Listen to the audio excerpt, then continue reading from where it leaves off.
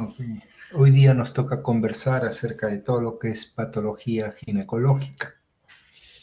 Bien, espero que no pase lo de ayer. Parece ser un problema en la plataforma. Así que cualquier alteración que vean, ustedes me pasan la voz, por favor. Antes de comenzar, voy a pasar el listado correspondiente, así que activan su audio para confirmar su asistencia. Hoy día estamos 27 del 5. Muy bien. A ver, César Garro. Presente, doctor. Buenas tardes. Buenas tardes, César. Maricielo Chanta. Buenas tardes, doctor. Presente. Buenas tardes. Valeria Troncos. Buenas tardes, presente. Buenas tardes, Valeria. Yajaira Sánchez.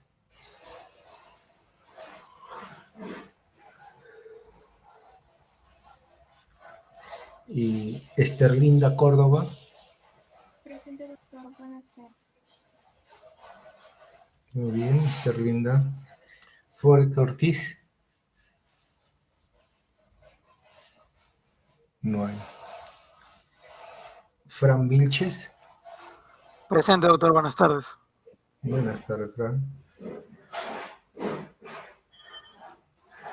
Renzo Espinosa. Presente, doctor. Buenas tardes. Buenas tardes, Renzo. Myron Espinosa.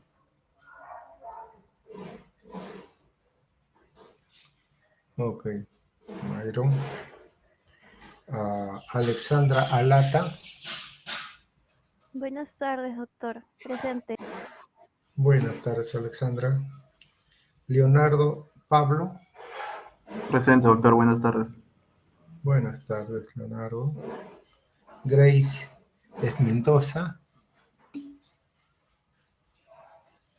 Ok, está bien, Grace, no se preocupe.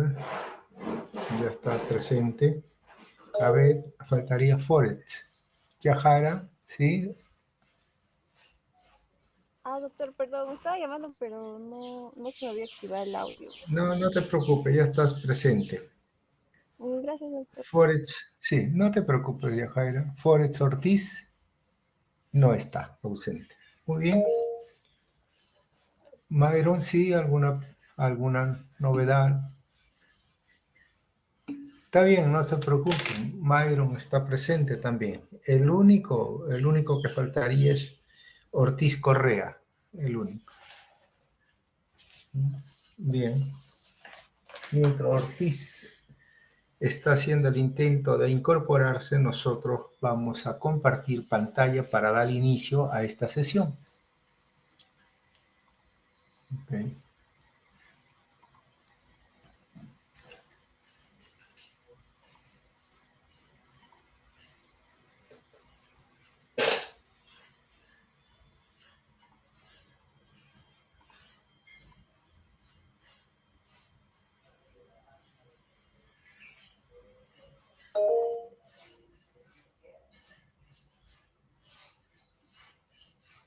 ¿Sí, alguna novedad, César? Sí, doctor, le escribí a mi compañero que me dice que que se le fue la luz en su casa y que ni bien regrese intentará ingresar, pero eso es lo que me acaba de decir. Bueno, está bien. Gracias. Bien, ¿se muestra la imagen en su monitor o pantalla? Sí, doctor. Ok, muy bien. Entonces, comenzaremos pues nuestra sesión y a ver, vamos a ver con qué lámina nos corresponde iniciar.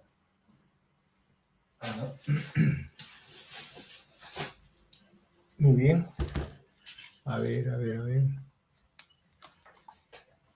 Arias Estela. El fenómeno de Arias Estela. Muy bien. Vamos a ver entonces a iniciar pues con Arias Estela. Esta es una patología que fue descrita por los años de 1950 y alrededores, ¿no? Por el doctor Javier Arias Estela, médico peruano, recientemente fallecido, ¿no? Entonces el doctor muy reconocido a nivel internacional, y él vio pues algunas lesiones, algunos cambios citológicos, ¿no?, observados en mujeres gestantes que habían tenido una gestación, y él vio pues unas atipia celular, ¿no? Entonces vio unos cambios celulares, ¿no? Entonces sobre todo en este tejido coriónico. Y en estos, pues, se veía unas células bastante grandes, claras, ¿no?, y con unas alteraciones nucleares también bastante evidentes, como ustedes la pueden ver en esta primera imagen. Entonces, inclusive ellos pensaron que podría tratarse de una neoplasia maligna. Lo curioso fue que esto se presentaba, pues, en pacientes gestantes, ¿no? En pacientes que habían tenido, porque eso es lo primero que se descubrió en pacientes que habían tenido, pues, algún tipo de una pérdida, ¿no? Y esto se descubrió en el tejido coriónico. Entonces, aquí fue donde estos cambios que se daban en el endometrio, posteriormente, se llegó a la conclusión de que esto era consecuencia de una acción hormonal, tanto estrogénica como progestágena, y que esto, el estrógeno estimulaba la proliferación celular y el progestágeno aumenta la capacidad secretora de las glándulas endometriales. Entonces, eso es lo que nosotros habíamos visto, y eso es lo que posteriormente ya se llegó a la conclusión, ¿no?, de que esta era una neoplasia, una actividad o una acción reactiva ante los estímulos hormonales, y que era frecuente encontrarla en tejido coriónico, ¿no? Ahora, por supuesto que esto comúnmente afecta pues al endometrio, ¿no? En este endometrio, donde aquí tenemos, por ejemplo, resto de un producto de tejido coriónico dentro de la cavidad endometrial, y a veces cuando hay algún tipo de pérdida, entonces se quedan restos en el tejido, en la cavidad endouterina. Entonces el cirujano procede a limpiar todos estos restos, y cuando llega el patólogo es que ya describen estos tipos de cambios endometriales con ciertos cambios atípicos, como se mencionaron en un principio, pero que no eran más que unos procesos reactivos debido a la actividad hormonal, ¿no? Y esta reacción endometrial, bueno, relacionada pues a la hormona, no tan solo se veía pues en mujeres embarazadas, ¿no?, sino también que algunas veces también fue visto, no con frecuencia, pero sí en pacientes que habían recibido, por ejemplo, anticonceptivos orales, ¿no? O también fueron descritos también en trompa de falopio, ¿no? O sea, a veces en esos embarazos ectópicos en trompa de falopio fueron descritos también, ¿no? Y algunos focos endometriósicos también fueron descritos, estos cambios de reacción de Arias Estela. Muy bien, entonces hay que tener mucho cuidado cuando nosotros veamos estos cambios celulares.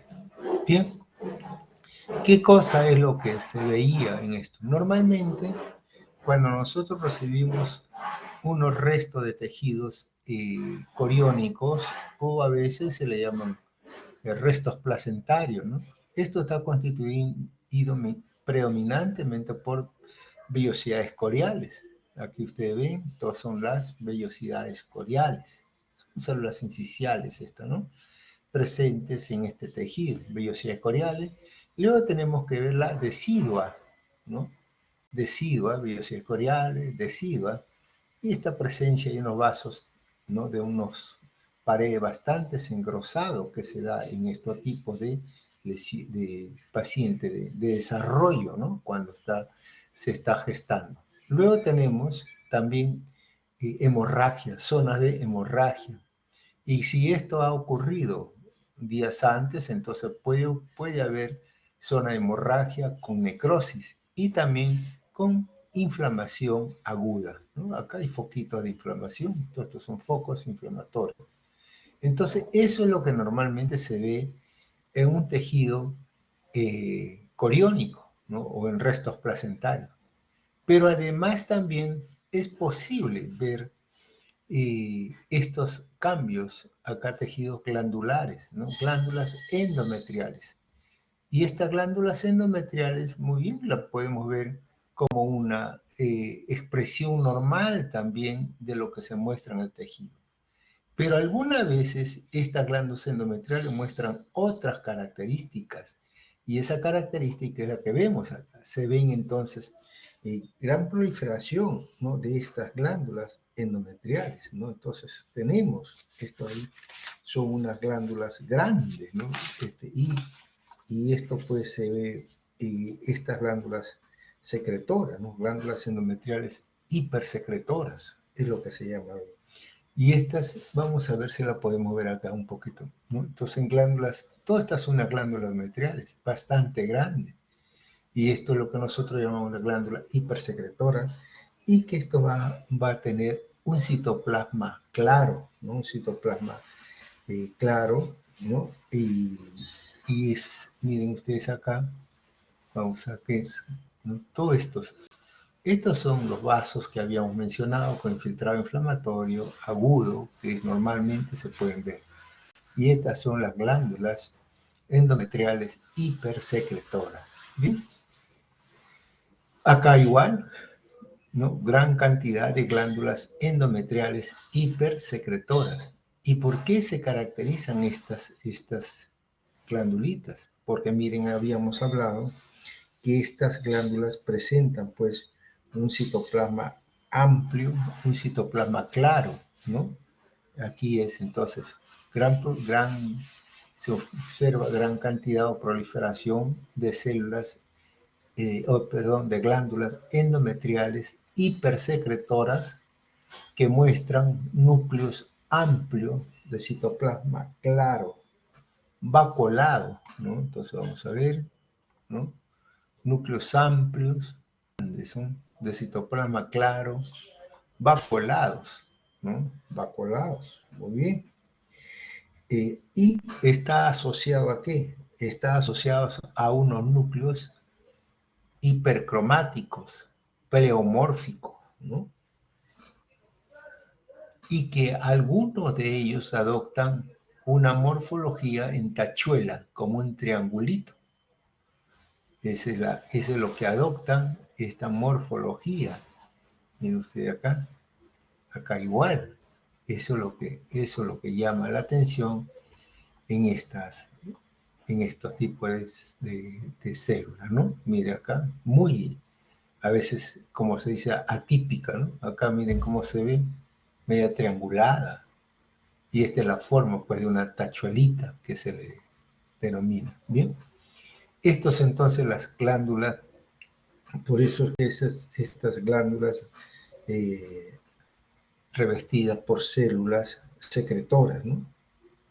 Entonces, y esta reacción de Arias Stella, todo esto es lo que hacía pensar con esta morfología a un patólogo todavía con un poquito de falta de experiencia, entonces podría pensarse de que esto pues es un adenocarcinoma. Y de repente me decía adenocarcinoma es en las claras, ¿no? Entonces eso es posible que se piensen así, como también se pensó cuando recién se comenzó o se visualizó o se descubrió estos cambios morfológicos en el tejido pues coriónico, ¿no? De mujeres gestantes. Bien, pero esto no fue así, sino se llegó a la conclusión que todo eran cambios ¿no? Relacionados a una actividad hormonal. Como le dije, el estrógeno va actuando como actúa en la proliferación celular, o sea, la gran cantidad de glándulas.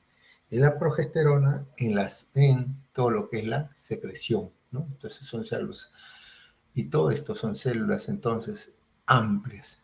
Si yo la describiría desde el punto de vista histológico, entonces diría que el fenómeno de Ehlers-Danlos consiste en la proliferación, si quiere, o en la presencia de glándulas, gran cantidad de glándulas endometriales grandes que muestran citoplasma amplio, claro, vacuolados, con núcleos hipercromáticos, ¿no? Pleomórficos, ¿no? Con núcleos hipercromáticos y pleomórficos, y que algunos de ellos adoptan una morfología en tachuela. Esa es la descripción. Y acá ustedes pueden ver, medio trianguladito. Acá muy bonito, se ven acá, miren, esta morfología es característica en esta lesión, ¿no? Acá igual, acá miren, todo media triangulada también, y acá igual. Entonces, eso es lo que caracteriza a esta lesión. Muy bien. Otra microfotografía para mostrarlo, la misma característica celular, ¿no? Un citoplasma bastante amplios, como si tuviesen unas vacuolitas alrededor, y muestran el núcleo pleomórfico. ¿Por qué? Porque todos son diferentes, ¿no? Hipercromáticos, son bien oscuros, ¿no? Y que algunos adoptan una morfología en tachuela. Esto es así. Y acá, qué bonito, se ve un triangulito. Eso es lo que ustedes tienen que grabarse, y eso es lo que vamos a ver en esta lección. Muy bien.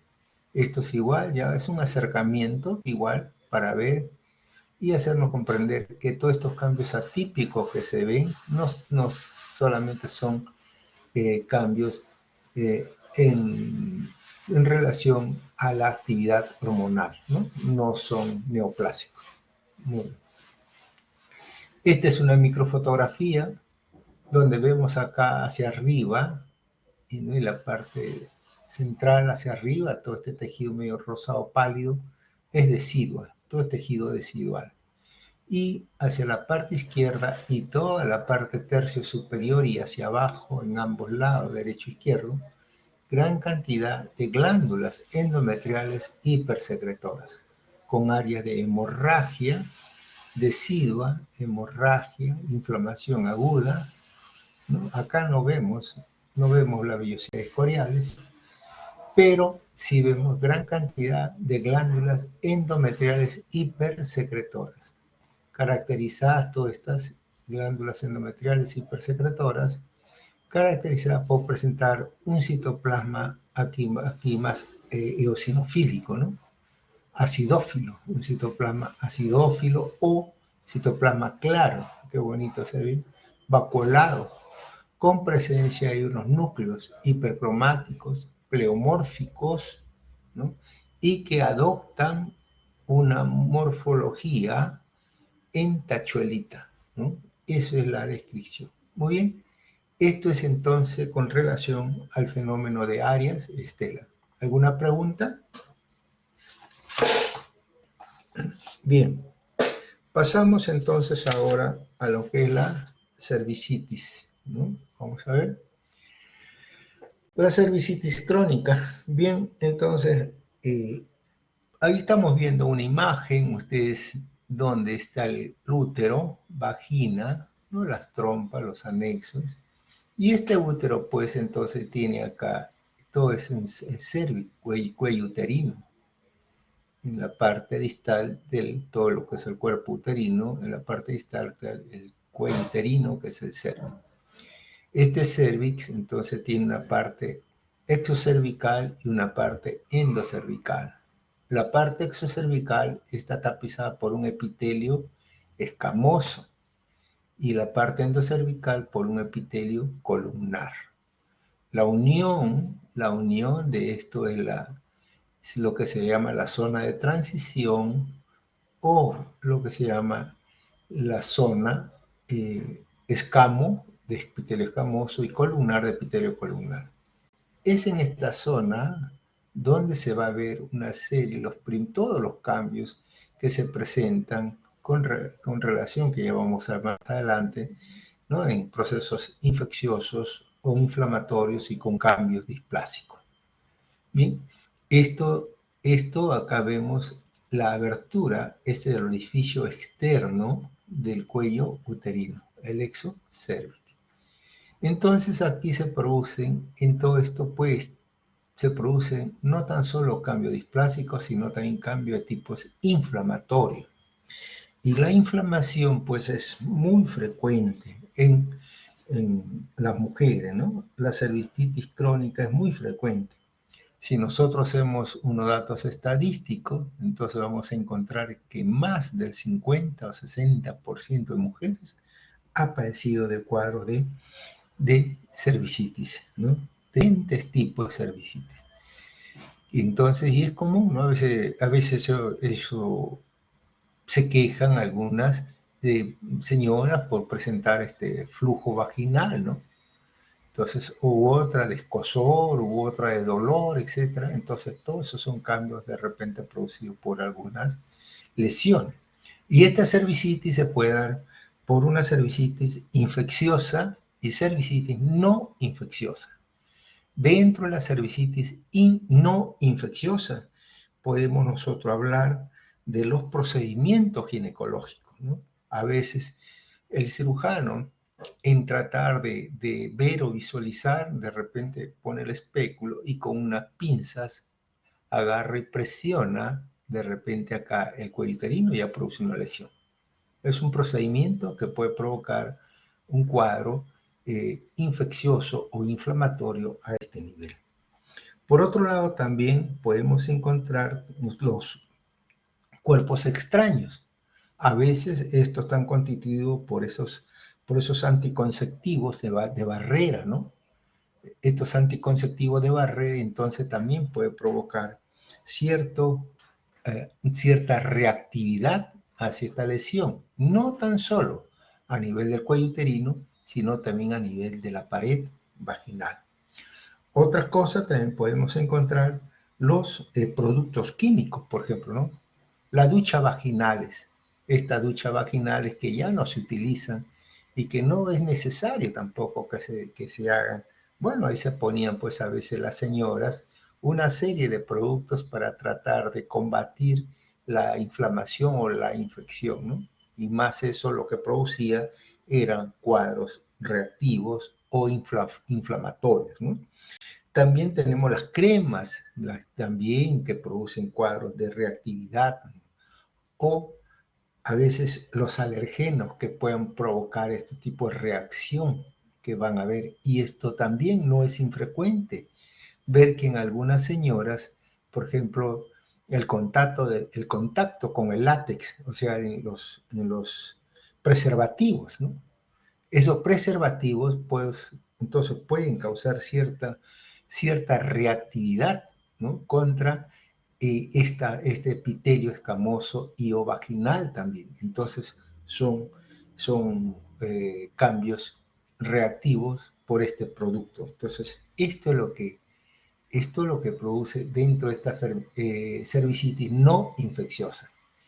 En la cervicitis infecciosa tenemos ya una serie de gérmenes, virus, bacterias, ¿no? A veces hongos, ¿no? Entonces podemos ver nosotros acá. Acá tenemos, miren, acá tenemos entonces gérmenes más frecuentes, la clamidia trichomatis, el tricomonas vaginalis, la neisseria gonorrheae, el virus del herpes simple, el virus del papiloma humano. También nos faltó, ¿qué cosa? Acá nos faltó pues cándida, ¿no? Cándidas, entonces también nos faltó acá dentro de todos estos gérmenes que pueden provocar cierto grado de afección a este nivel, ¿no?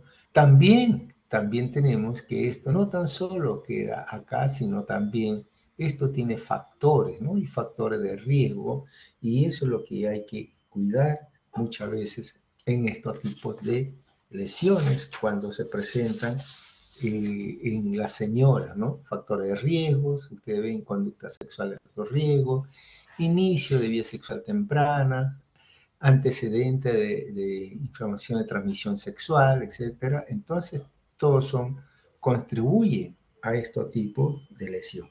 Muy bien.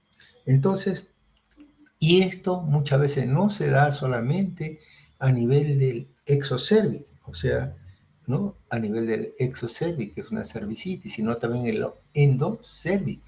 Y la endocervix, entonces se puede provocar una endocervicitis, ¿no? Una endocervicitis. Y todo este epitelio columnar puede también estar afectado, ¿no? Todo esto puede estar afectado.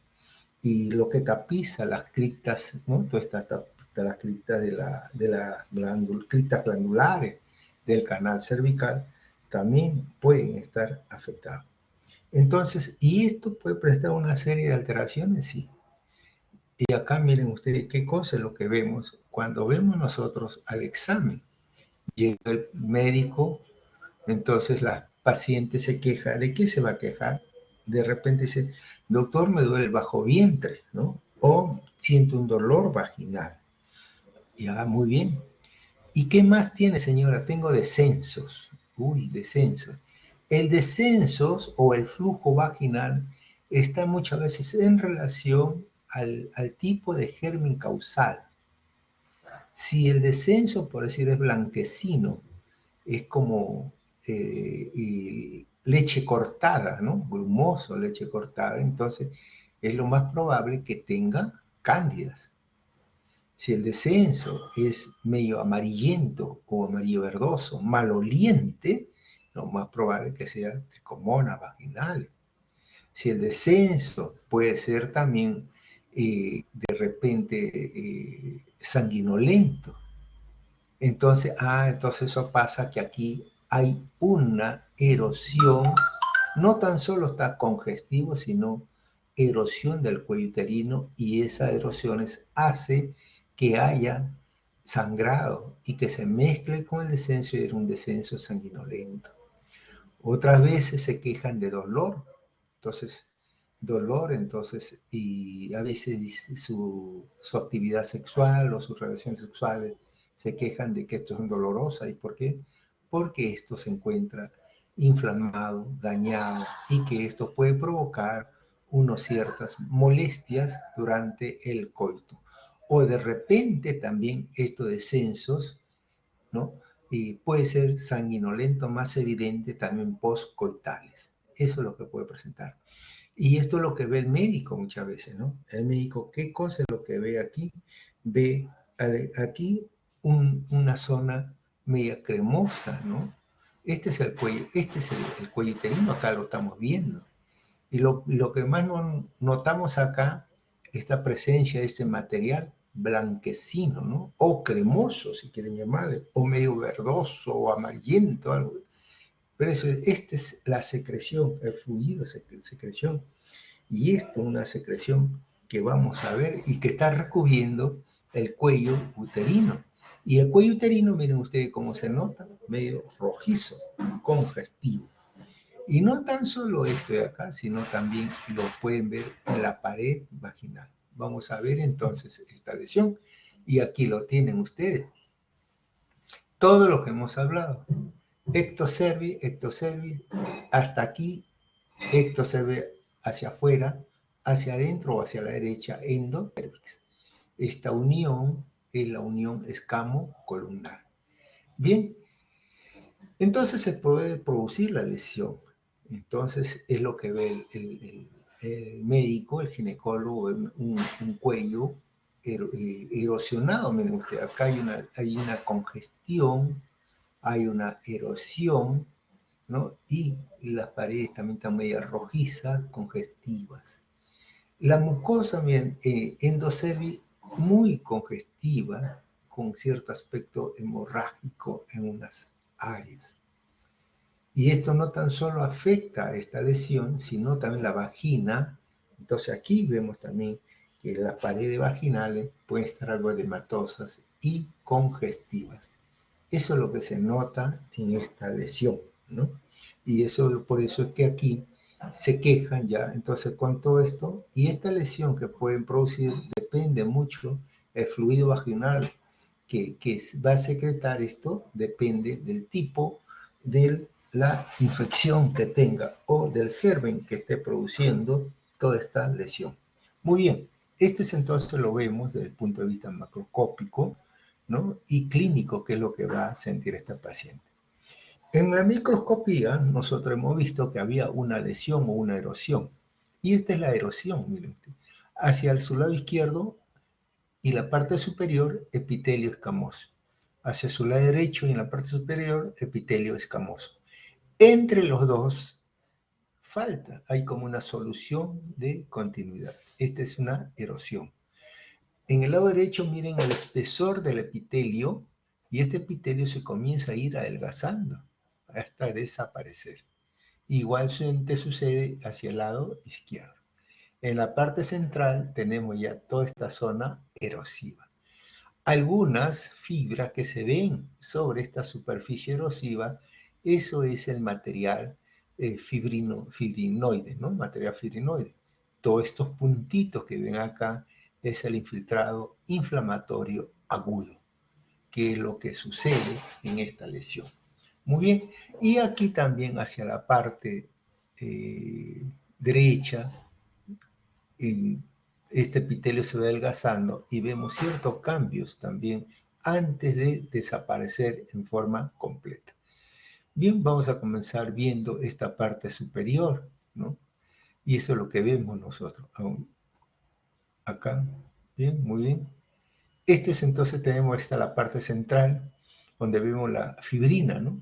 Una fibrina, ¿no? Ese material fibrinoide, o si no, necrosis fibrinoide. Todo esto está con fibrina.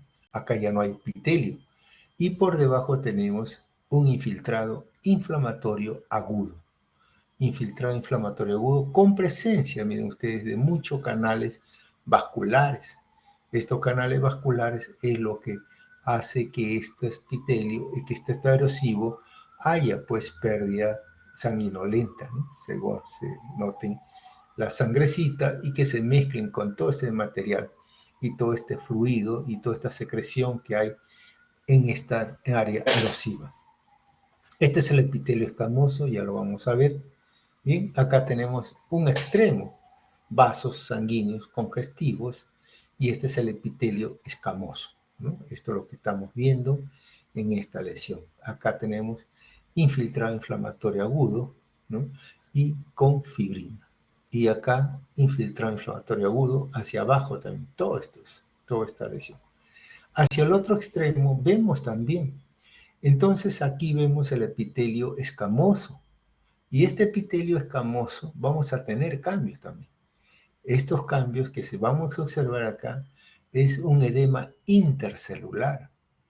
Este edema intercelular significa que acá hay una celulita, acá hay otra celulita, acá hay otra celulita, y entre célula y célula hay un espacio que los separa. Estos son los desmosomas, ¿no? Este espacio que vemos acá. Y estos son con unos puentecitos que se une una célula con otra célula. Eso nosotros llamamos, cuando vemos que está separado, se denomina una esponjiosis. Una esponjiosis. Esta esponjiosis la medimos en grados, esponjiosis leve, esponjiosis moderada o severa, de acuerdo al edema intercelular. Una celulita, otra celulita está separada por este cuadro espongiótico, ¿no? Eso es lo que llama la atención. Por otro lado, también vemos hacia abajo que está la mucosa.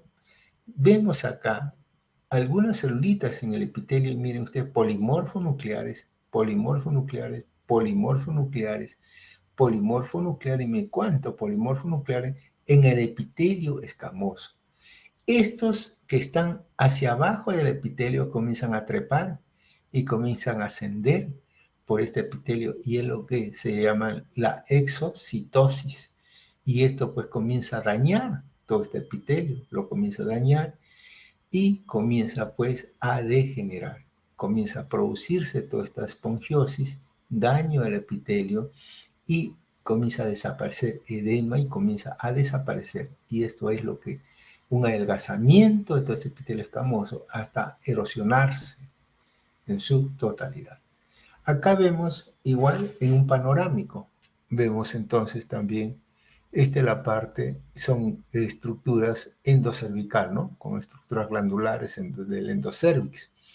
Este es el epitelio cervical. ¿Y cómo es este epitelio cervical? Cómo llega en algunas instancias casi a desaparecer en esta zona, por ejemplo, ¿no?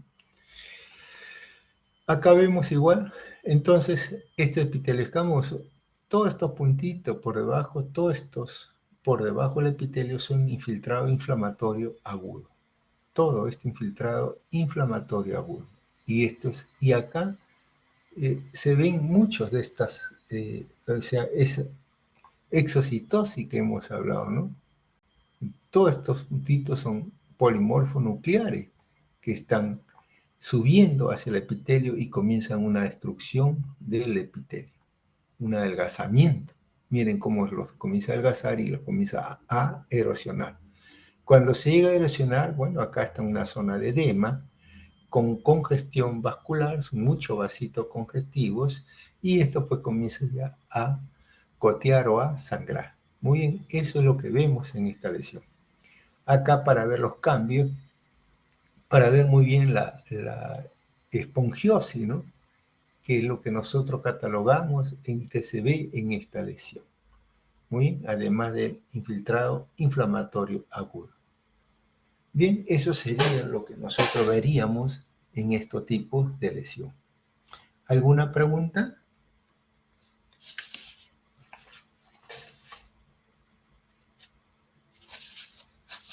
¿No hay pregunta? Muy bien. Vamos a ver entonces ahora acerca del condiloma acuminado. ¿Bien? Este condiloma acuminado, llamado también verruga genital, ¿no? A veces le llaman así, verruga genital, ¿no? Entonces, a veces, o verruga venérea, ¿no? Estas son una serie de lesiones, ¿no? De transmisión sexual, y que la causa de esto es el virus del papiloma humano. En la cepa, principalmente en la cepa 6 y cepa 11, ¿no? Y que estas cepas son las que se asocian con los genitales, con lesiones genitales en ambos sexos, ¿no? Y bueno, y esto es lo que nosotros vemos, tanto a nivel de varón como a nivel de mujer. Estas son algunas, estas lesiones, ¿no? Pueden, dentro del examen que vemos nosotros, dentro del examen macroscópico, esto se puede observar como una proliferación celular. Cuando recién se inicia, puede ser pequeña y sola, ¿no? Cuando recién se inicia, sí. Son lesiones un poco proliferantes, vegetantes, si quieren, ahí, solas. Pero esto comienza a aumentar y se comienzan a agrupar. Y da un aspecto acá arborescente ya cuando comienzan, o vegetante, un crecimiento vegetante o arborescente. Y está ramificada en todo el epitelio escamoso. Eso es lo que vemos nosotros. Ahora, esta lesión, cómo se va desarrollando, que tiende bueno, acá tenemos otra, antes ahí, ¿no? Esta es entonces una dermatosis producida por el virus del papiloma humano, generalmente en la cepa 6 y cepa 11, ¿no? Y estas lesiones, bueno, como le dije, pueden ser únicas o puede ser, cuando esto va avanzando la lesión, esto se va uniendo todos ellos. Entonces, esto comienza a formar ciertas lesiones elevadas o vegetantes, o como dice una vegetaciones de aspecto verrucosa, ¿no? Por eso es que se le llama verruga genital, ¿no? Verruga genital. Eso es lo que se llama esta lesión. son muy frondosas de crecimientos, este tipo de lesión de un color pues medio parduzco, alguna de ellas, ¿no? Y esto es lo que nosotros vemos en esta lesión. Esto puede estar a nivel de la vulva, se puede crecer a nivel vulvar, puede crecer también, comprometer el labio, ¿no? El labio, mayores o menores, ¿no? Puede comprometer el introito vaginal, ¿no? Toda esta zona. Puede comprometer, aquí estamos viendo esto, el periné, también el periné, la zona perineal, o puede comprometer también la zona perianal. Entonces todo esto es lo que puede, si es que no hay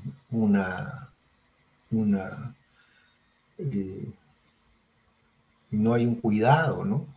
Entonces, y las señoras se dejan con este tipo de lesión, que van a nacer así, con una verruguita chiquita, unos granitos, uy, unos granitos que me duele, me pica, y entonces comienzan a crecer. De repente ya no tiene uno, tienen uno, dos, tres que se han juntado. De repente, cuatro, de repente forman ya un crecimiento medio exofítico, crecen así, crecimientos vegetantes y luego ya se dispersan por todo. Y no tan solo queda en la parte externa, sino también tenemos en la parte vaginal. Tenemos en la parte vaginal que también puede llegar a nivel de la pared y a nivel del cuello uterino. Estas son estas lesiones que pueden ir estas pacientes, se puede dar en esto, en todas estas señoras que se han producido esta infección por este papiloma virus humano en la cepa 6 y en su cepa 11 principalmente, ¿no?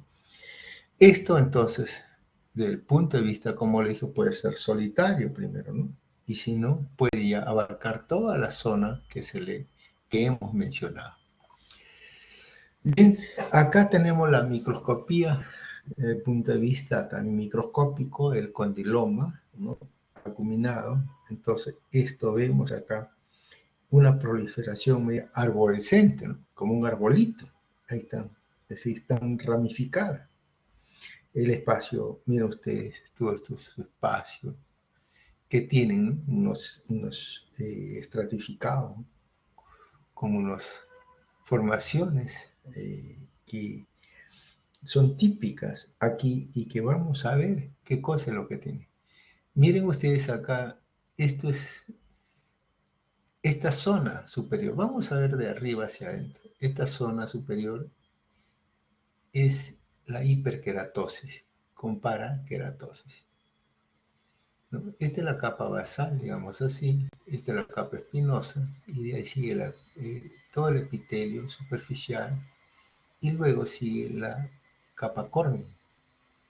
Como acá hay un crecimiento muy acelerado, entonces hay un crecimiento acelerado, una gran proliferación de células. Esta proliferación celular que hay en la capa espinosa es lo que se denomina entonces una acantosis.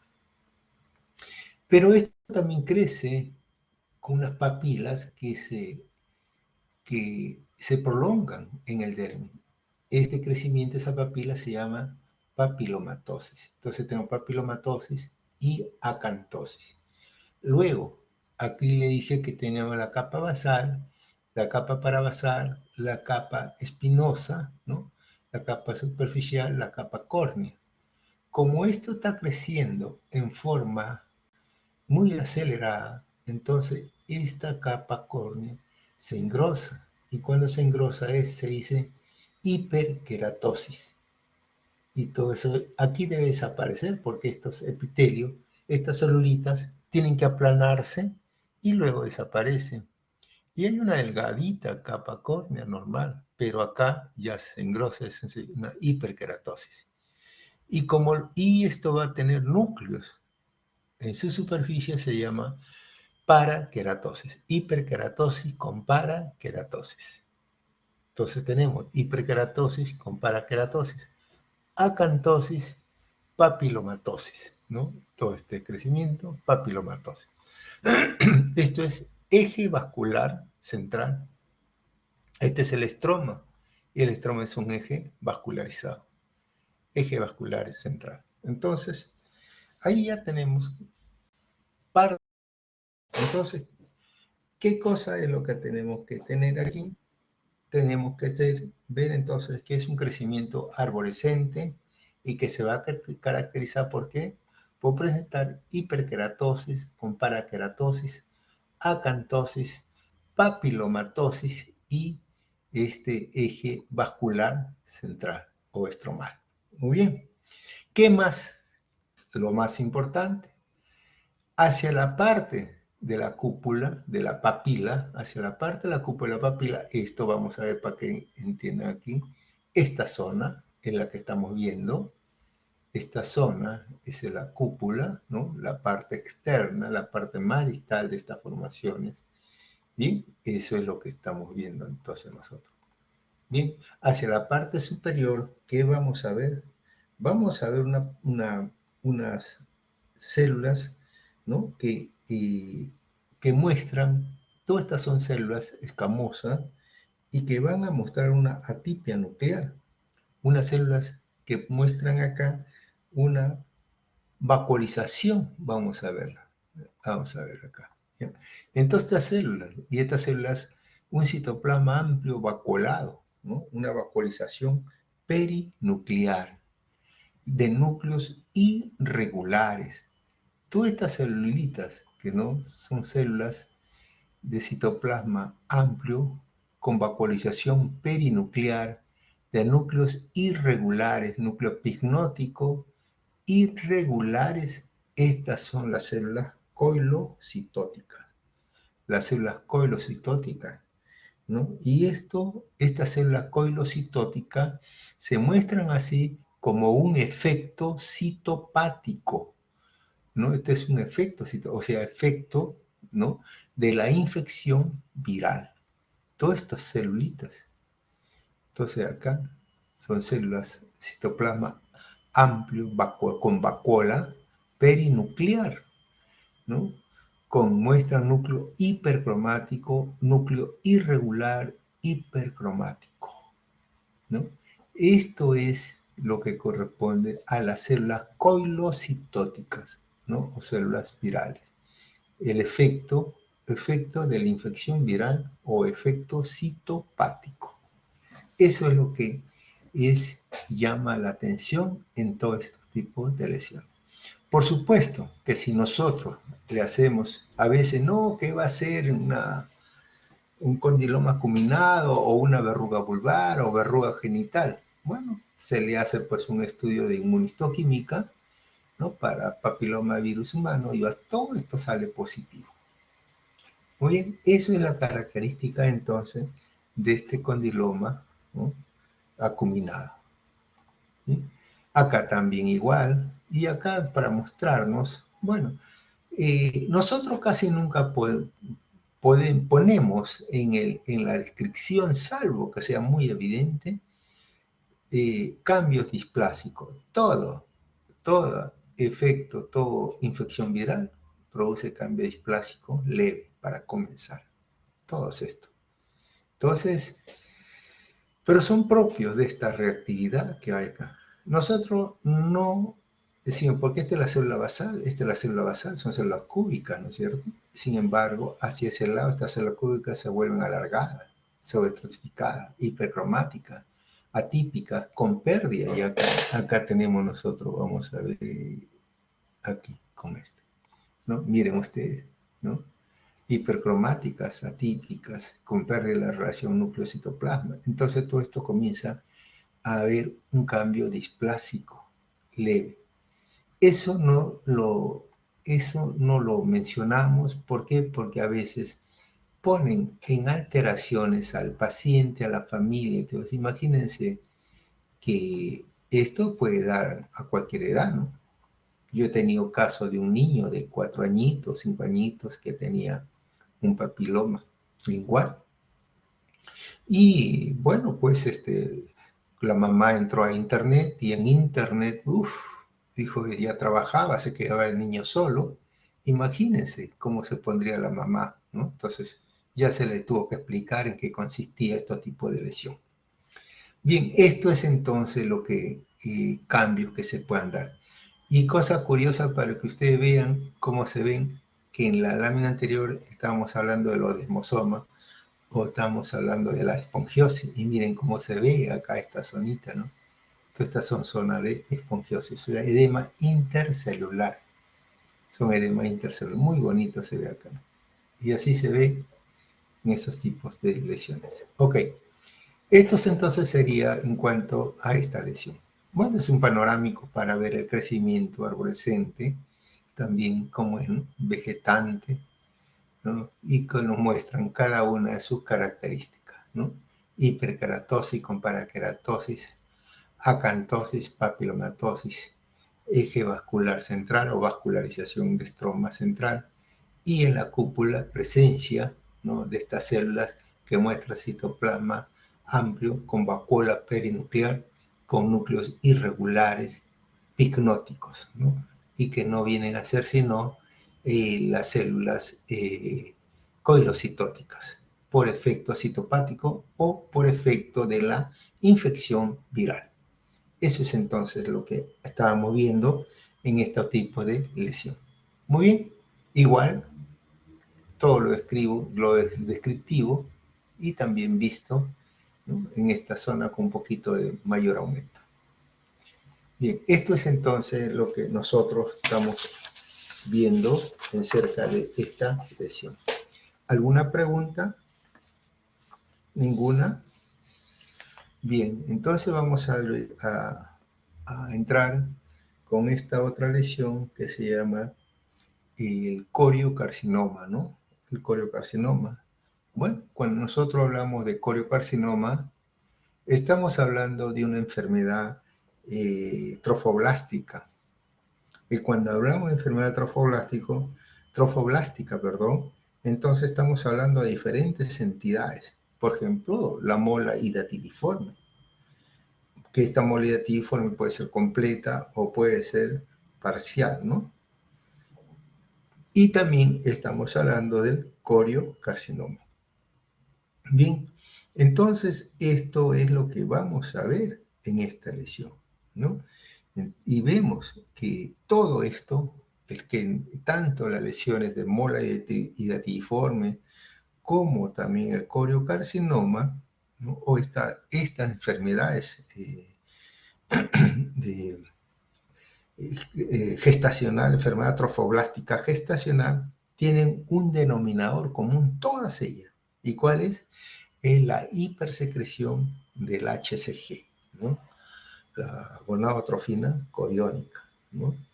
Eso es lo más común. Entonces nosotros vamos a ver estos tipos de lesión y entonces vamos a encontrar estas series que nosotros vemos en esta lesión. Hay algunos, el coriocarcinoma muchas veces está precedido, se dice que cuando una paciente llega, está precedido ¿de qué? Se dice que el coriocarcinoma, ¿no?, hay antecedente de mola hidatidiforme, ¿no?, de mola. En un 50% de casos de coriocarcinoma hay antecedente de mola. De repente puede ser también que haya antecedente de un aborto espontáneo. También un porcentaje bastante alto. El 20% de pacientes que muestran coriocarcinoma han tenido antecedente de aborto espontáneo. También un pequeño porcentaje, un aborto ectópico, también se puede dar en estos tipos de lesiones. Entonces, y todo esto conlleva de repente a estos tipos de lesiones que se pueden dar en esta lesión. Bien. A veces también hay factores de riesgo, ¿no? Y dentro de estos factores de riesgo que están asociados con el coriocarcinoma, nosotros tenemos que puede ser de repente una mamá que ha tenido un antecedente de su primera gestación menos de los 20 años de edad o mayor de los 40 años. Entonces, a veces cuando las señoras ya salen sobre los 40 años, 41, 39, 40, 42 años, salen en estado, es una gestación de alto riesgo, ¿no? Y ahí tiene pues el obstetra o la obstetra tiene que tener todos los cuidados del caso y la mamá tiene que ser consciente. Lo primero que hay que decirle que esto es un embarazo de alto riesgo, ¿no? Entonces, para que tengan todos los cuidados y todos los estudios del caso. Entonces, eso es, hay que tener cuidado. Igualmente, el papá también, un papá, bueno, también no puede ser, también se dice que en personas mayores, pues algo que pueda afectar a este producto. ¿Sí? Bien, a veces también en estos pacientes hay que ver factores de riesgo. Tenemos la historia de enfermedad trofoblástica previas, ¿no? Eso es lo que debemos saber. O en mujeres que hayan consumido anticonceptivos orales por larga data. También vamos a ver este tipo de lesiones. Bien, entonces, todos estos defectos, ¿no? Que puedan, o todos estos antecedentes que puedan tener estas señoras, bien, tienen que estar el aviso de los pacientes, ¿no? Tienen que estar, el médico tiene que estar informado, ¿no? O por lo menos hacer una muy buena historia clínica para, sobre todo cuando tenemos una paciente añosa, gestante añosa, entonces para tener todos los cuidados, ¿no? Y eso es lo que nosotros vamos a ver. Muy bien. Aquí lo que tenemos también estos lesiones que son altamente del punto de vista macroscópico. Esto se presenta como, ustedes acá, como una masa tumoral de color rojiza o color media blanco grisácea alguna vez, ¿no? Con múltiples formaciones vesiculares. Múltiples formaciones vesiculares. Miren ustedes cómo se ven, como si fuese una uvita, ¿no? Así, múltiples formaciones vesiculares con zonas de hemorragia y de necrosis, ¿no? Zona de hemorragia y necrosis. De por sí, esta lesión es muy necrotizante y muy hemorrágica, ¿no? Y así se ve. No se ve acá, no se ve placenta. La placenta ha sido totalmente desaparecida por esta lesión. No hay entonces acá vellosidades coriónicas. Si hubiese vellosidades coriónicas en estudio histológico, si hubiese vellosidad coriónica, esto no sería coriocarcinoma, ¿no? Entonces, no hay vellosidad coriónica, no hay producto. Todo esto es una formación tumoral, una masa tumoral de color rojizo, rojo violácea, con múltiples formaciones vesiculares de diferentes tamaños, ¿no? De diferentes tamaños, con áreas de hemorragia y áreas de necrosis. Bien, esto es lo que nosotros vamos a ver en esta lesión. Esta lesión, como le dije también, esto puede ser muy... las metástasis son muy frecuentes y de repente puede debutar con metástasis ya a pulmón u otros, o a hígado, ¿no? Entonces puede debutar con metástasis a otro órgano. ¿Bien? Y esto es lo que nosotros vemos desde el punto de vista clínico. Ahora, desde el punto de vista histológico, ¿qué cosa es lo que vamos a ver nosotros? Desde el punto de vista histológico, nosotros vamos aquí a ubicar, entonces, vamos a ver una serie de lesiones acá. Es un patrón dimórfico, o sea, dos tipos de célula principalmente. Pero antes de hablar de la célula, queremos ver, le habíamos dicho que esta es una lesión altamente hemorrágica y necrotizante. Entonces, esto lo que vemos, todo esto rojito, son zona de necrosis, zona de hemorragia y necrosis, ¿no? Extensas áreas de hemorragia y necrosis. Y es un patrón plexiforme dimórfico, ¿no? Entonces acá dimórfico, o sea, dos morfologías celulares, ¿no? Es un patrón dimórfico con extensas áreas de hemorragia y necrosis. Bien, Ahora, en este patrón citológico, vamos a encontrar entonces, acá, esto es lo que vamos a ver nosotros, ¿no? Entonces, vamos a ver dos tipos de células, y aquí ustedes la pueden ver, ¿no? Una célula claritas, un rosado pálido, y otra célula más acidófila. Por eso dimorfo, dos morfologías celulares, ¿no? Eso es lo que nosotros vamos a ver. Una, formada por células, ¿no?, poligonales, unas células poligonales o redondeadas, ¿no?, de citoplasma amplio, un citoplasma amplio, ¿no?, bien definido, bien definido. Los núcleos pueden ser, pues, estos núcleos redondeados u ovoideos, ¿no?, y algunos muestran cromatina nuclear. Y todo esto, el citoplasma es bien definido. Por eso se le llama, todo esto constituye el citotrofoblasto. Miren cómo se ve aquí la morfología. Citoplasma amplio, claros, algunas veces acidófilo y otras bien delimitaditos, ¿no? Núcleos ovoideos, redondeados, ¿no? Entonces, todo esto es de morfología bien definida. Eso corresponde al citotrofoblasto, ¿no? Eso es lo que vamos a ver nosotros acá. Tenemos mejor todavía. Entonces, entonces aquí está mucho más claro esta morfología de esta célula. Un tipo de células, ¿no?, de citoplasma, a veces puede ser poligonales, ovoideos, ¿no?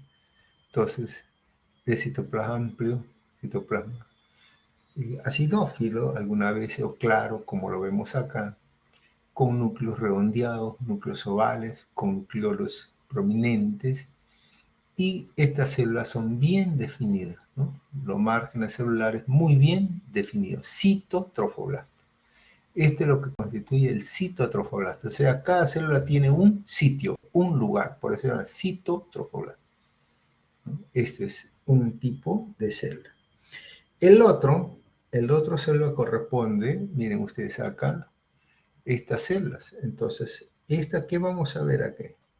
Estas células, imagínense, son células del citoplasma eosinófilo, ¿no? Célula de citoplasma eosinófilo, sin límites definidos. Aquí está limitadito. Acá no vemos. ¿Dónde está el límite de esta célula? No lo vemos. Acá no lo vemos, no lo reconocemos. En cambio, acá ustedes en el citotrofoblasto pueden delimitar cada una de sus células, cada una de sus bordes, ¿no? Acá no. Entonces, eso es entonces son células acidófilas, ¿no?, o eosinofílicas, sin límites definidos, de núcleos hipercromáticos, ¿no?, de núcleos pleomórficos hipercromáticos, ¿no? Y esto muchas veces podemos observar todas estas lesiones de pleomorfismo, también de atípicos, ¿no?, hipercromáticos, y esto es lo que se denomina como célula del sincicio trofoblasto, porque el citoplasma, miren, da la impresión como ser un gran citoplasma, una gran célula. Por eso se llama citoplasma acidófilo de bordes mal definidos, que muestran núcleos hipercromáticos pleomórficos, ¿no? Y eso es lo que se denomina, como no tiene un lugar, como no tiene este citoplasma está definido, esto se llama sincicio trofoblasto, o sea, sin sitio, ¿no? Sincicio trofoblasto. Las células, acá ustedes ven, las células están separadas en un lado, ¿no? Están muy separadas. Y acá miren cómo está. Entonces no es. Acá miren cómo se ve. Y esto es lo que se denomina sincicio trofoblasto, ¿no? Y eso es lo que a veces se llaman, a veces lo vemos así, células sinciciales le llamamos, ¿no? Células sinciciales, eso es lo que se denomina acá. Y todo esto es, pues, el dimorfismo celular, dimorfo, o sea, dos morfologías celulares. Una de citoplasma bien definido, ¿no?, de borde celular bien definido, células poligonales, redondeadas, ¿no?, de citoplasma un rosado pálido, con núcleos ovoideos redondeados, núcleo prominente, pero bien definido, citotrofoblasto. Otro es célula que se muestran un citoplasma eosinofílico de borde mal definido con núcleos hipercromáticos pleomórficos, ¿no? Es lo que corresponde al sincicio trofoblasto. Todo esto, ¿no? Sincicio trofoblasto. Muy bien. ¿Qué más vemos? Extensas áreas de hemorragia y necrosis. Ese es entonces lo que correspondería a esta lesión. Bueno, igual también para ver, ¿no?, con mayor claridad todavía en esta zona, la zona del citotrofoblasto. O sea, cada célula tiene un lugarcito bien definido. Y periféricamente la zona del sincicio trofoblasto. Son células que no tienen sitio, ¿no? A veces algunos la describen como una gran célula gigante, ¿no? Tremendotas, porque no tienen sitio, ¿no? Y acá, ¿cómo se colocan? Habíamos una agrupación de células, igual acá, hoy, vamos a ver, igual acá, ¿no? Célula del sincicio trofoblasto. Muy bien, eso es entonces con relación a esta lesión. Muy bien. ¿Alguna pregunta? Bien, no hay preguntas. Pasamos a... Ahora vamos a ver el carcinoma de cuello uterino. Bueno, para mí ya es más fácil. Ya usted todos los detalles y todo lo que hemos encontrado, o todo, ustedes lo han hablado en el seminario. Entonces, bueno, esto pues es algo en la cual ya facilita la explicación y todo lo que vamos a ver. Miren ustedes, esto es el cuerpo uterino, este es el cuello uterino, este es el bordecito que está, es el rodete vaginal, esta es la zona, el orificio externo del cuello uterino o exocervix, y toda esta lesión, miren ustedes, que está alrededor periorificial, es una lesión ya proliferante, ¿no? Una lesión proliferante, vegetante, ¿no?, con áreas de hemorragia y zona de necrosis. Esto ya es una lesión pues que llama la atención en estos pacientes, ¿no? Todo este es un carcinoma. De inmediato uno ve, este es un cáncer, está muy proliferante. La lesión de crecimiento, bastante evidente y vegetante.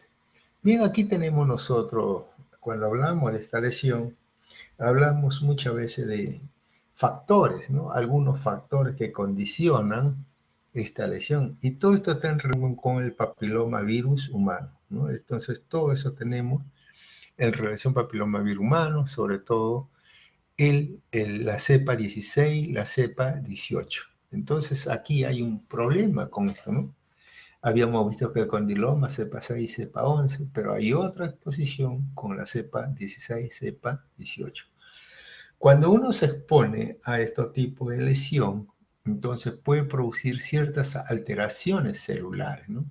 Y ciertas alteraciones celulares que conllevan a unos cambios celulares que pueden provocar una displasia de grado leve, moderado, severo o carcinoma, y carcinoma invasor.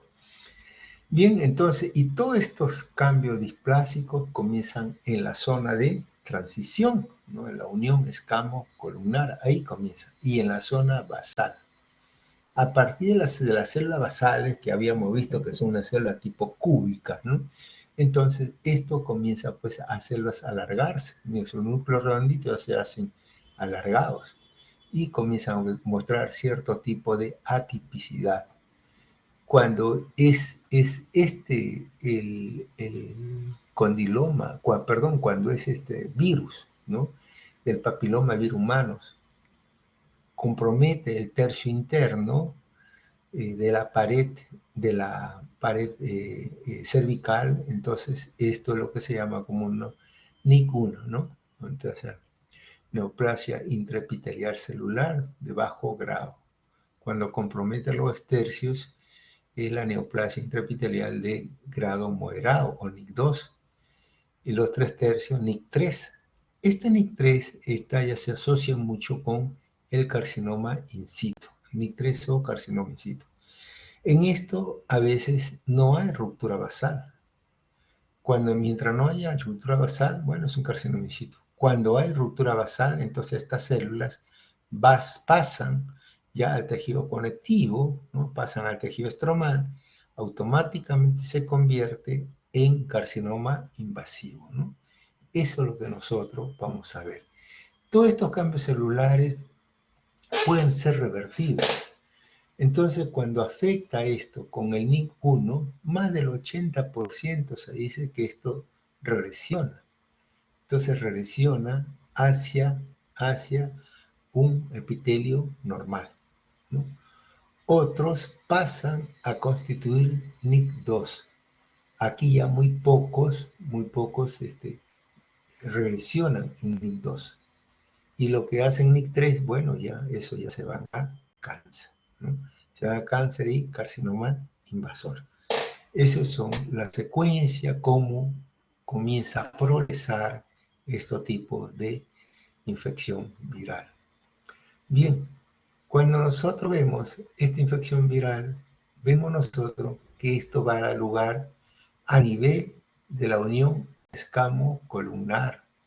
Entonces ahí, habíamos dicho que en este epitelio es el exocervix y la parte interior del endocervix es ese epitelio que está cubierto de células columnares, ¿no? Todo esto es el endocervix.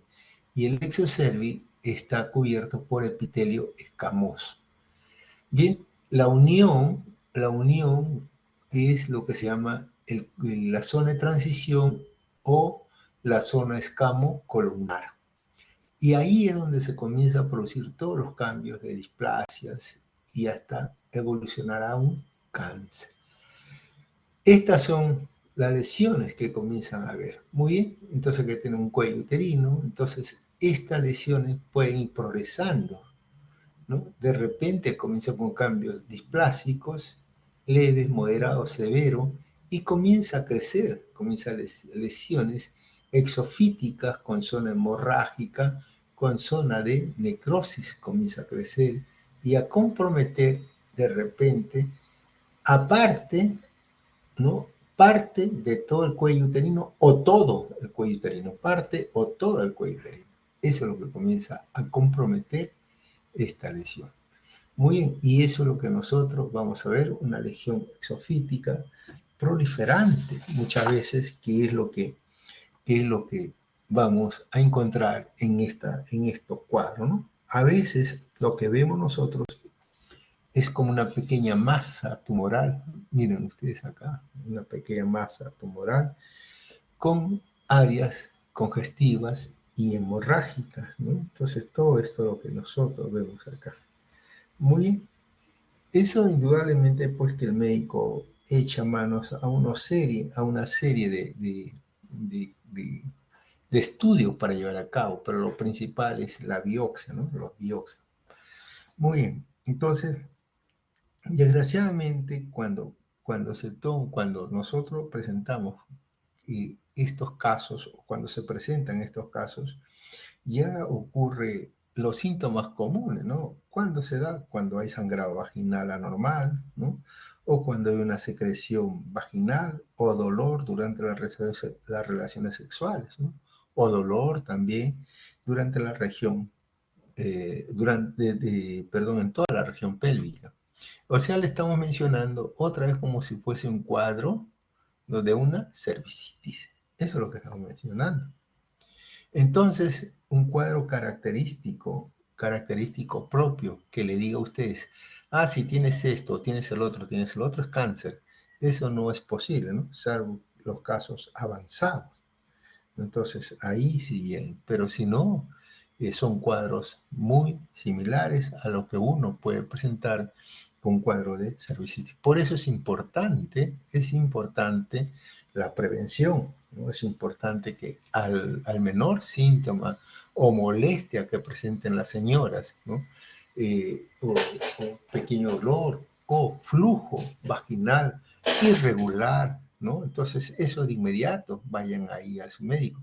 Es más, todo esto depende también de la misma señora, porque ya saben que después de haber tenido ya relaciones sexuales, están en la obligación de hacerse un papá Nicolau. Si es gente joven, bueno, hay programas ya eso, ¿no? Cada 2 años o a veces cada 3 años y luego cada año, ¿no? Entonces eso ya, y depende de la edad también, pero es importante de que ustedes difundan todos esos tipos de estudios para poder prevenir y no llegar a estos cuadros tan ya avanzados, ¿no? De repente, un cuadro tan avanzado que ya hay edema y hay problemas para orinar, ¿no? O sea, hay problemas con orina, hay sangrados en la orina, entonces es un cuadro bastante avanzado que eso ya pues no hasta el portero diagnostica ya todas estas lesiones, ¿no? Eso es lo que vemos nosotros. Muy bien. Desde el punto de vista microscópico, nosotros vamos a ver que la gran mayoría de todo esto es un carcinoma escamoso, ¿no? Es un carcinoma escamoso o carcinoma epidermoide. Yo prefiero llamar un carcinoma escamoso para diferenciarlo y con eso ya lo diferencio mejor de todo lo que es un carcinoma de piel. Muy bien. Estos carcinomas escamosos de cuello uterino, estos generalmente son bien diferenciados, medianamente diferenciados o pobremente diferenciados. En esta lámina estamos viendo que ya hay un compromiso de toda la pared del epitelio cervical. Sin embargo, hacia la parte media y hacia la derecha, de su parte media a la derecha, ¿no? Entonces la capa basal se mantiene prácticamente inalterada. Entonces esto podría ser un carcinoma in situ, se le considera. Acá hay una zonita, habría que ver qué cosa es, no lo he visto, pero acá sí ya vemos, ¿no? Aquí ya vemos como algo que comienza a prolongarse hacia el estroma. Eso también se mide. Entonces cuando se mide a veces se le denomina como carcinoma microinvasor. Bien, esto es lo que vemos en esta zona de acá, el estroma con infiltrado inflamatorio agudo y crónico. Bien, en otras áreas, vamos a ver, pero creo que se me ha pasado, ya este es uno, ya está bien. En otras áreas ya vemos que este epitelio escamoso ya no se queda en la parte superficial, sino que ya ingresa al estroma, ya ingresa al estroma y ya se convierte entonces en un carcinoma invasor, ¿eh? Eso es lo que se convierte en un carcinoma invasor. Y esto ya entonces vemos nosotros que este carcinoma, bueno, es una proliferación de células escamosas, malignas, ¿no?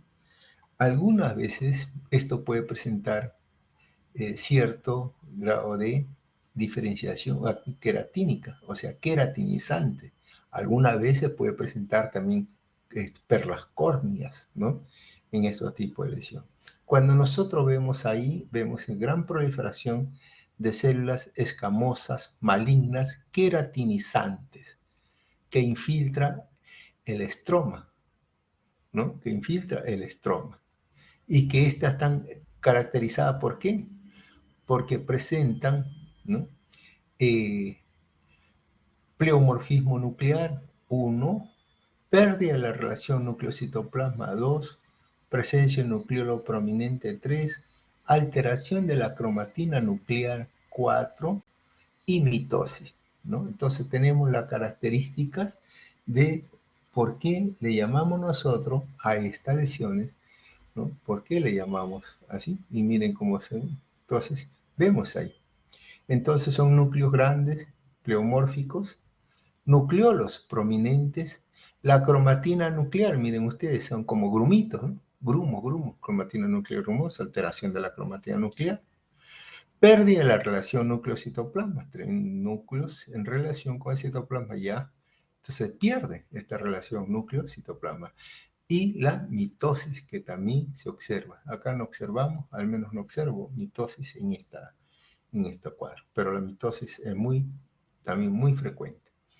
Bien, además, ¿qué observamos? Rodeada por un infiltrado inflamatorio agudo. En este caso estamos hablando, ¿no? Rodeado por infiltrado inflamatorio agudo. Aquí ya no hay necesidad de poner más aumento. Y eso es lo que hemos visto. Miren ustedes, ¿no? Miren el pleomorfismo nuclear. Entonces, eso es lo que caracteriza. Entonces, ¿qué cosa es? Vamos a verlo entonces otra vez. Gran proliferación de células escamosas malignas, queratinizantes, ¿no? que infiltran al estroma y se caracterizan por presentar núcleos grandes, pleomórficos, ¿no? Alteración de la cromatina, o si quieren una cromatina grumosa, nucleolos prominentes e irregulares, pérdida de la relación núcleo-citoplasma y mitosis. Esa es entonces la característica de esta célula maligna. ¿Qué más? Rodeado por todos estos grupos de células malignas, están rodeados por infiltrado inflamatorio agudo. Eso es lo que tenemos. Mira acá, igual, todos estos componentes escamosos, ¿no? Y acá, todo esto vemos, la irregularidad de la cromatina. Esto nosotros lo llamamos cromatina grumosa, en grumo. A veces hay cromatina tigradas, bueno, de acuerdo a la característica que adopten, ¿no? En este caso vemos grumosa, ¿no? Como grumitos ahí. Bien, bien. Esto es entonces lo que nosotros vamos a ver. Esto ya lo hemos visto. Acá tenemos un panorámico para ver lo mismo, ¿no? Por un lado, un crecimiento tumoral que todavía se muestra con áreas in situ y luego comienza ya a infiltrar al estroma para llegar al otro extremo izquierdo, donde ya comienza otra proliferación celular, donde se ven estos grupos, nidos o islas de células, ¿no? De escamosas malignas, ¿no? Queratinizantes, caracterizadas por presentar pleomorfismo nuclear, alteración de la cromatina, nucleolos prominentes, mitosis, pérdida de la relación núcleo-citoplasma. Aquí se ven ya la mitosis, ¿no? Y rodeada, ¿por qué? Rodeada, todo este grupo de células malignas están rodeadas por un infiltrado inflamatorio agudo. Eso es entonces lo que nosotros vemos en esta lesión. Muy bien. ¿Alguna pregunta? ¿Alguna pregunta hasta acá? ¿Nada? Ok. Vamos a ver entonces con la otra lesión, que es el adenocarcinoma de endometrio. Muy bien. Bien. El adenocarcinoma de endometrio es otra neoplasia maligna. Entonces, la mayoría de mujeres que presentan estas lesiones han tenido historia o niveles elevados de estrógeno. Eso es lo que han tenido. Entonces, siempre ha habido una relación estrogénica elevada en estos tipos de pacientes, ¿no? Bien, casi todo esto se presenta en el periodo postmenopáusico y con una edad que supera los 60 años de edad, ¿no? O sea, siempre pacientes mayores, ¿no? Eso es lo que vemos ahí, que ocurren estos tipos de lesiones, ocurren este tipo de adenocarcinoma. Pero estos adenocarcinomas, como le digo también, están en relación con la actividad estrogénica, ¿no? Y muchos de ellos, de estos tipos de lesiones, muchos de ellos vamos a tener nosotros que tienen antecedentes, o de repente, de unas señoras, de repente, que pueden presentar algunas manifestaciones clínicas, a veces esas menopáusicas, ¿no? Y conversa con la vecina, conversa con la comadre, ¿no? Y entonces comienzan a decirles, ¿sabe qué? Yo estaba igualito, me tomé estas pastillitas y me hizo muy bien. Ahí se me fue los bochornos, se me fue el cambio de carácter que tenía, todo muy bien. Entonces la señora agarra y toma, pero la sensibilidad a esto es diferente de una paciente a otra. Y comienza pues a activarse, comienza a producirse ese estrógeno, eso. Entonces puede producir cambios de hiperplasia endometrial. Y esto puede producir ya una atipia, ¿no? Y desarrollar un cáncer. Y no tan solo eso, ¿no? Sino también a nivel de mama también puede haber eso. Nadie le niega a ni una paciente que pueda ser medicada con estos tipos, pero tiene que ser previamente examinada y evaluada por un médico especialista. Hay que hacerle de repente algún tipo de estudios, ¿no? De estudios a nivel endometrial, estudios a nivel de mama, ¿no? Para niveles, primero determinar los niveles estrogénicos en sangre y luego determinar también un examen a nivel del cuerpo uterino o de la mama para que no haya ningún tipo que se produzca un tipo de alteración con estos tipos de tratamiento. Además, tenemos otro antecedente de que también esto no tan solo puede ser aumentado, estos estrógenos, porque la señora los tomó durante un periodo, sino también la obesidad, ¿no? La obesidad entonces incluye también, esto es un factor negativo para este proceso de adenocarcinoma de endometrio, ¿no? Sobre todo aquellos que tienen sobrepeso. El estrógeno exógeno, bueno, eso ya lo que hemos mencionado.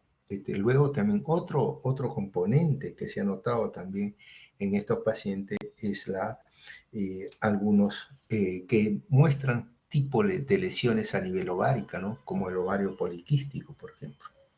Esto también puede condicionar, porque hay ovarios que secretores de estrógeno, y eso pues puede condicionar hiperplasias endometriales o cambios a nivel de la mucosa endometrial. Otros factores que también se relacionan con esto son las mujeres nulíparas, ¿no? O sea, que nunca han llegado a un embarazo, entonces tienen también un riesgo de realizarse toda esta neoplasia. La infertilidad, entonces eso también puede ser, ¿no? Y algunas veces la menarquia precoz o la menopausia tardía igualmente influyen en forma negativa en estos pacientes. Muy bien, esto es lo que nosotros vemos entonces en estas lesiones. Cuando vemos nosotros estos tipos de lesiones, entonces vemos que estos, pues, la mayoría de las pacientes, ¿qué es lo que lo va a presentar? El 90% aproximadamente presenta hemorragia uterina anormal. Ustedes cuando ven un paciente por encima de 50 años, 55, 60 años con hemorragia uterina, bueno, señores, eso es cáncer hasta que no se demuestre lo contrario, ¿no? Entonces hay pacientes hipermenorrea o menometrorragia, ¿no? Entonces es o una hemorragia posmenopáusica. Cuando hay una hemorragia posmenopáusica, olvídense, tienen que de toda manera hacerle unos tipos de estudios para descartar que no sea cáncer. Entonces, esto es lo primero que nosotros tenemos que tener cuidado en esta paciente. A veces también las señoras ocurren de ser demasiado calladas, no hablan. Entonces tienen estos sangrados y no hablan. Tienen estas irregularidades y no hablan. Tienen sangrados postcoitales y no hablan. ¿Cuándo se dan cuenta? ¿Cuándo se dan cuenta? Cuando ya la cosa ha avanzado, cuando la cosa ya comienza a presentarse algunas alteraciones, ¿no? Y comienzan a ver ya baja de peso, comienzan a ver dolor abdominal, comienzan a ver ciertos tipos de, hasta calambres pueden haber también, y eso es una sintomatología, ¿no? Pero no hay que dejar eso, porque si uno ve un sangrado uterino normal, perfecto, entonces hay que hablar. Si uno ve entonces de repente un sangrado vaginal, ¿no? También, sin causa aparente, hay que mencionarlo. Dolor abdominal, hay que mencionarlo. Dolor durante las relaciones sexuales o de repente sangrado postcoitales, también. Entonces todo eso ayudaría a este tipo de pacientes para poder diagnosticarlas, ¿no? Y poder ver estos tipos de lesiones que se van a caracterizar muchas veces en estas dos tipos macroscópicas, ¿no? Por lo generalmente, ¿qué vamos a ver en esta lesión? Una masa de lesión, una masa de crecimiento, una masa de tejido medio parduzco o pardo rojizo con área de hemorragia, todo esto. Y esta lesión es exofítica, una masa de tejido exofítico, ¿no? Y de consistencia blanda, ¿no? Una masa exofítica blanda. Esto ya es un caso avanzado, ¿eh? Porque a esto es la mucosa. De repente aquí ya tiene un engrosamiento la mucosa. Y aquí podemos ver una masa exofítica blanda. Eso es lo que vemos. A veces puede tener una apariencia homogénea, como la que vamos a ver, o otras veces puede tener zonas de hemorragia y necrosis. Eso es lo que vemos, algunos. En este caso, ¿qué es lo que vemos? Un engrosamiento endometrial difuso, ¿no? Engrosamiento endometrial difuso con área de hemorragia y zona de necrosis. Eso es lo que vemos en esta lesión, ¿no? Ahora, este tumor, macroscópicamente tenemos que ver, parte compromete, porque si esto está comprometiendo solamente la mucosa o el miometrio, y en este caso también compromete hasta el miometrio, y compromete, miren ustedes, hasta la serosa en este caso. Bien, yo me conformaría con que me digan que esta es una masa, ¿no? Tumoral, ¿no? Difusa, o un crecimiento de la mucosa endometrial, ¿no? Difuso con áreas de hemorragia y necrosis, ¿no? Que esto puede darse en algunas circunstancias en forma difusa, comprometer el miometrio y llegar hasta la serosa. E inclusive muchas veces también puede pasar a nivel de las trompas y extenderse a la cavidad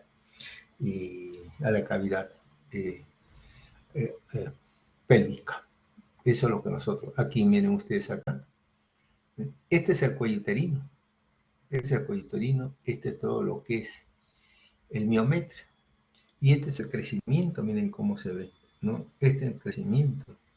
Entonces, en este crecimiento es lo que vemos nosotros, ¿no? El tumor, cómo se crece, es un tumor que crece sobre la pared endometrial, ¿no? En forma exofítica, ¿no? Estas son zonitas de necrosis, zona de necrosis. Y acá ya tenemos ya el istmo. Y esta parte del cuello uterino ya comienza a ser tomado por este tipo de lesión. Hay que tener cuidado cuando esto comienza a penetrar hacia el miometrio, ¿no? Ahí ya tenemos que tener cuidado con esta lesión. Miren ustedes acá, esta la microscopía. Esta se basa más en la característica histológica que nosotros tenemos en esta lesión. Nosotros tenemos aquí, de repente, cuando hablamos nosotros del tipo 1, o hablamos también de una lesión de tipo 2. Esto es lo que hablamos nosotros en estas características histológicas de grado. Esto puede ser el tipo 1 o el tipo endometrioide, ¿no? De tipo 1 de tipo endometrioide, y que es la proliferación de las glándulas endometriales, ¿no? Que se parecen mucho a las glándulas normales, por eso se llaman glándulas endometrioides, ¿no? Son muy parecidas a estos tipos de lesión, el carcinoma endometrioide. Eso es lo que vamos a ver. Bien, la arquitectura glandular, esto se presenta también muchas veces una glándula, el epitelio, tenemos acá, ¿no? Todo este es el epitelio glandular con formaciones papilares, miren ustedes, y que la luz glandular comienza a presentar una pseudoestratificación, ¿no? Alguna vez esto puede ser sólido y otra vez puede ser tipo papilar, ¿no? Todas estas son proliferación de células endometriales, ¿no? Y como es parecida a estas, muy parecidas a las células normales, se le llama adenocarcinoma endometrioide o adenocarcinoma del tipo 1. Eso es lo que se le llama en esta lesión, ¿no? Adenocarcinoma de tipo 1. Muy bien, eso entonces vamos a ver en estas lesiones, y que esta clasificación que nosotros tenemos, el tipo 2, se da ya en pacientes mayores, y el tipo 2 también en estas lesiones, pacientes mayores. Entonces eso ya es un poco más avanzado el cáncer, o sea, ya no tienen esta arquitectura, ¿no? Sino glandular, sino ya es un pobremente diferenciado. Eso es lo que vemos aquí nosotros en estos tipos de lesiones. Bien, vamos a ver acá. Otra vez tenemos aquí estas glándulas, ¿no? Estas glandulitas, ¿no? En la cual vemos en algunas unas formaciones medio micropapilares, ¿no? Y acá tenemos toda esta glándula con la pared, una pseudoestratificación, ¿no? Que ocupan la pared glandular, ¿no? Esto es lo que vemos en esta lesión. Ahora, esto de aquí, todas estas formaciones glandulares, miren ustedes acá, son núcleos. Vamos a verlo acá. Bien, son glándulas. Esto es lo que vemos aquí. Estos carcinomas, cómo están compuestos estos carcinomas con células, ¿no? Endometrioides que muestran en su pared, ¿no? Pseudoestratificación, ¿no? Con células malignas, ¿no? De núcleos grandes, pleomórficos, y que compromete a todo el espesor glandular. Eso es lo que vemos acá, ¿no? Todo esto es las características nucleares básicas. Cuando hablamos, como le dije, del tipo 2, ya es un tipo más avanzado, es un tipo pobremente diferenciado, ¿no? Entonces eso sí ya es otra característica que no se ve en estos tipos de lesiones, ¿no? Todo esto es un adenocarcinoma, digamos así, por la característica, bueno, bien diferenciado, ¿no? Eso es lo que vemos. Bien, esto nosotros tenemos que verla, cuánto de infiltración tiene en la pared miometrial, ¿no? Para ver también, eso ya, bueno, para hacer una clasificación exacta. Lo que estamos mostrándole ahora solamente es las características, miren ustedes cómo es, ¿no? Y solamente en la parte superficial con crecimiento exofítico, que algunas veces puede ser de tipo papilar, otra vez puede ser de tipo sólido, y que son glándulas muy parecidas a las glándulas normales, y que eso se denomina una adenocarcinoma endometrioide, ¿no? Constituida por gran proliferación de glándulas neoplásicas cuyos núcleos muestran una pseudoestratificación que ocupan todo el espesor de la pared glandular. Bien, Aquí ustedes lo pueden ver. Entonces, y eso es lo característico en esta lesión. Son células grandes, un poco rechonchas, se le llaman, ¿no? Gruesas, con pseudoestratificación y que ocupan toda la pared. Además de presentar pleomorfismo nuclear o alteración, presencia de nucleolos y mitosis también, ¿no? Y esto es lo que caracteriza a esta lesión. Muy bien, eso sería entonces lo que estamos viendo en todas estas neoplasias. ¿Alguna pregunta? ¿Alguna pregunta? ¿Nada? Bien, si no hay preguntas, entonces, bueno, podemos entonces dar por concluida esta. Ok, me dicen todo claro, Alexandra. Bueno, muy bien. No se olviden, la próxima semana es la última práctica y la semana que sigue ya tenemos pues el segundo examen parcial.